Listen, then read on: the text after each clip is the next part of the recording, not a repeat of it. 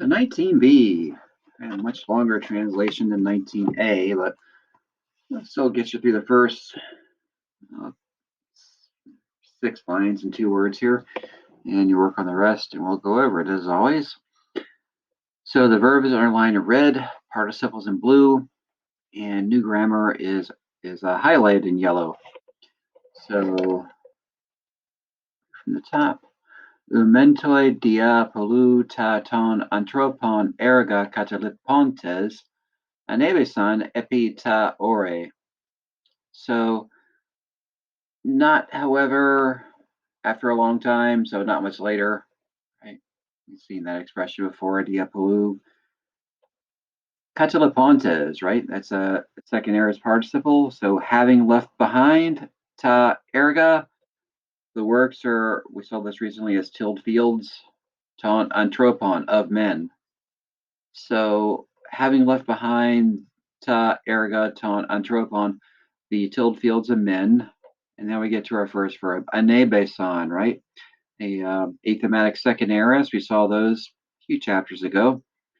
So they walked up or went up Ebita Ore, the mountains. So they walked up the mountains. Kai Spanio sede entum canon anthropos. So, and already rarely, and this of course is imperfect, right?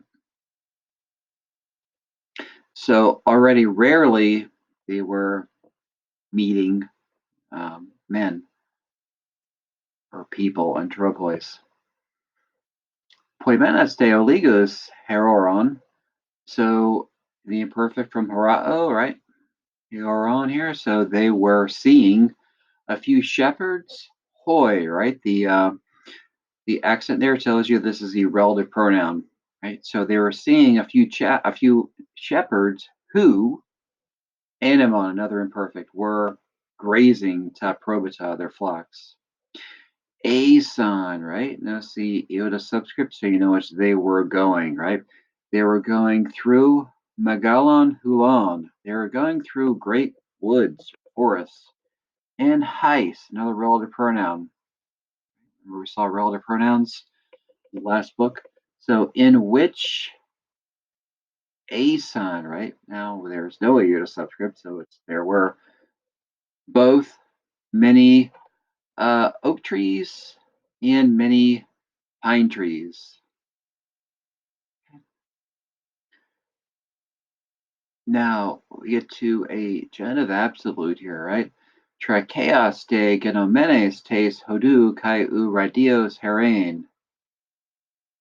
Right? So the road,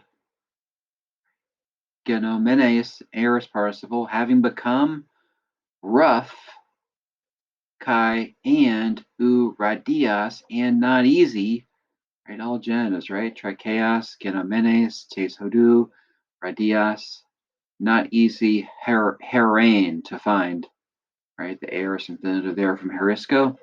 So the road, having become rough and not easy to find, right? Dicapolis fell into a state of perplexity, right? So kateste, right? A combination of kata and histemi. This is the second aorist, so it is transitive, right? He fell into aparion, right? This is on your vocab list for 19B.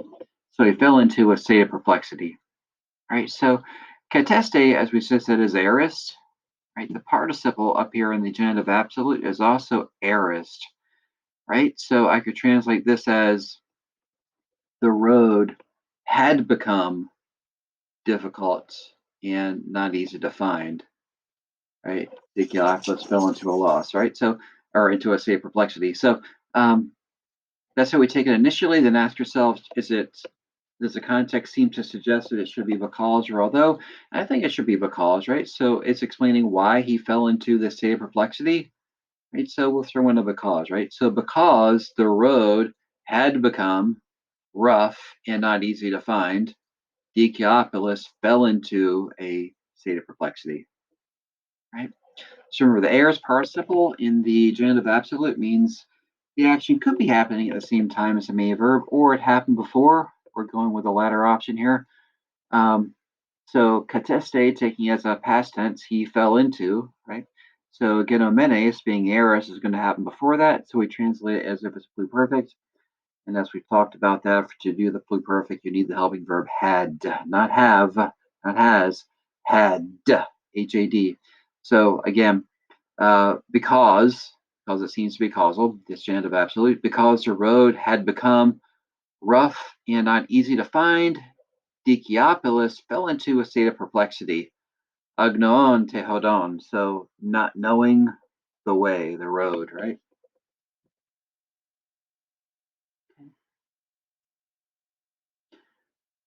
Ode Philippos anthropon idon prosionta. So Philip, idon, right? The aorist participle from horao, right? Remember that? So Philip, having seen anthropon, a man, prosionton, approaching, right? Ionta there, or ionta, ionta, I meant to say.